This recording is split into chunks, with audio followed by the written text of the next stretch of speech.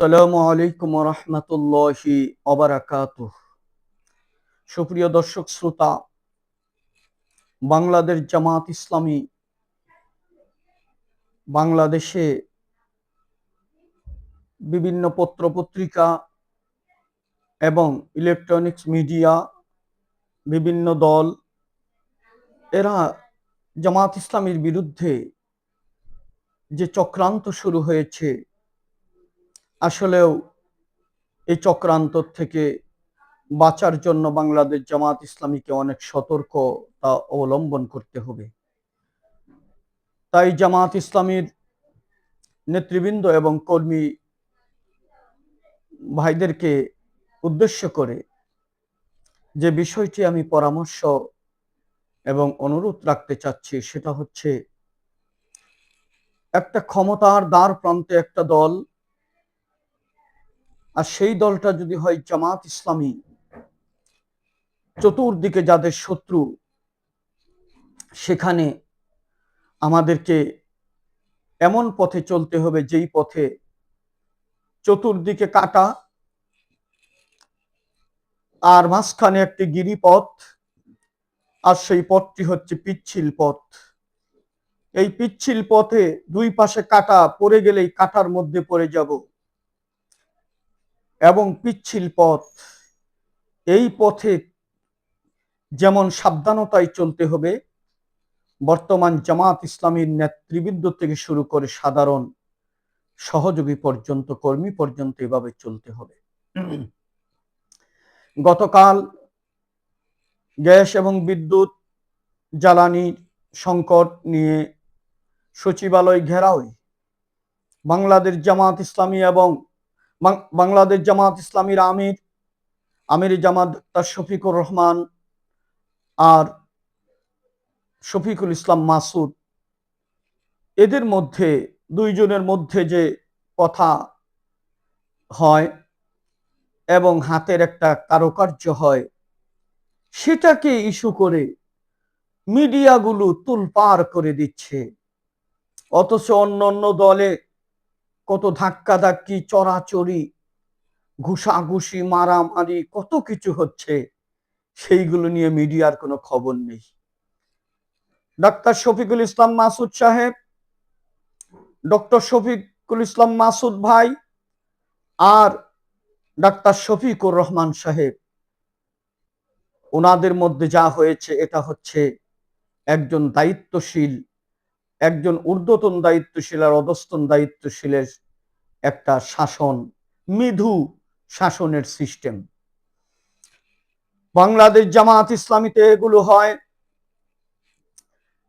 মনে পড়ে আমার বাংলাদেশ জামাত ইসলামীর ময়মনসিংহের জেলা আমির ছিলেন অধ্যাপক জসিম উদ্দিন সাহেব। উনি আমাদেরকে শাসন করতেন। বিভিন্ন প্রোগ্রামে, অনুষ্ঠানে কিছু অন্যায় করতাম ইচ্ছে করে, যাতে উনি আমাদেরকে একটা ধমক দেন। বিশেষ করে আমি নিজের কথা বলছি, উনি একটা ধমক দেন, এই ধমকটা অত্যন্ত মজা লাগতো। এটা হচ্ছে জামাত ইসলামীর সৌন্দর্য। জামাত ইসলামীর দায়িত্বশীল যখন তার অধস্তনকে কোনো একটা শাসন করেন ধমকের সুরে, সেটা আমাদের কাছে ভালো লাগে।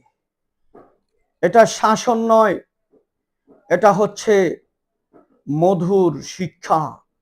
তাই জামাত ইসলামীর ভিতরের এই বিষয় বাহিরে এইভাবে অন্যান্য দলের লোকেরা, মিডিয়া এইভাবে ফলাও করা, এটাকে নেগেটিভ প্রচার করা, এটা অত্যন্ত নিন্দনীয় এবং দুঃখজনক।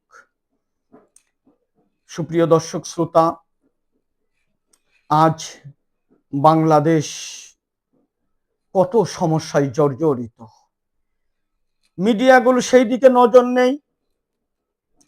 এই দেশের বিরুদ্ধে পলাতক আসামি, ফাঁসির আসামি বিদেশের মাটিতে বসে ষড়যন্ত্র করছে, বিদেশের মাটিতে বসে বাংলাদেশের বিরুদ্ধে কথা বলছে, ওই মা ছেলে মিলে বলছে বাংলাদেশ নাকি জঙ্গি রাষ্ট্র হয়ে গেছে।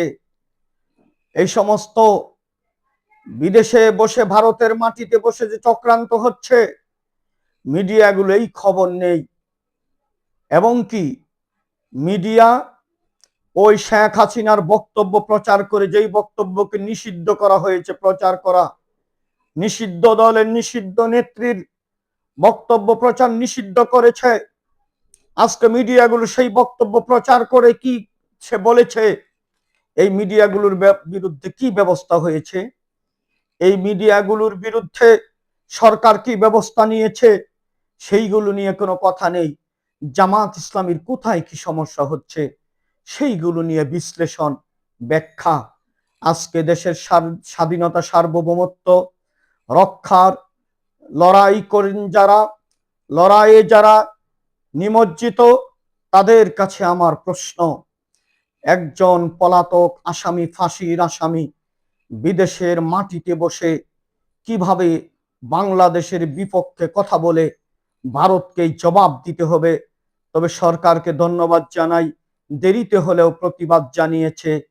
আমি তারেক রহমান সাহেবকে অনুরোধ করব, এদেশ এদেশের এদেশের যত উন্নয়ন হয়েছে, এই দেশের যত অগ্রগতি হয়েছে, সিংহ উন্নয়ন অগ্রগতি হচ্ছে আপনার বাবা জিয়াউর রহমানের হাত ধরে। গার্মেন্টস শিল্প, বৈদেশিক কর্মসংস্থান সবকিছু এসেছে। এই দেশে ব্যুরো ধানের আবাদ, এই স্কিমের ফসল যা করা হয়েছিল জিয়াউর রহমানের হাত ধরে এদেশের উন্নয়নের যাত্রা শুরু হয়েছিল। সেই জিয়াউর রহমানের সন্তান আপনি, আপনি ভারতের চোখে চোখ রেখে কথা বলবেন। দেশের মানুষ আপনার পক্ষে আছে। আসসালামু আলাইকুম ওয়া রাহমাতুল্লাহি ওয়া বারাকাতুহু।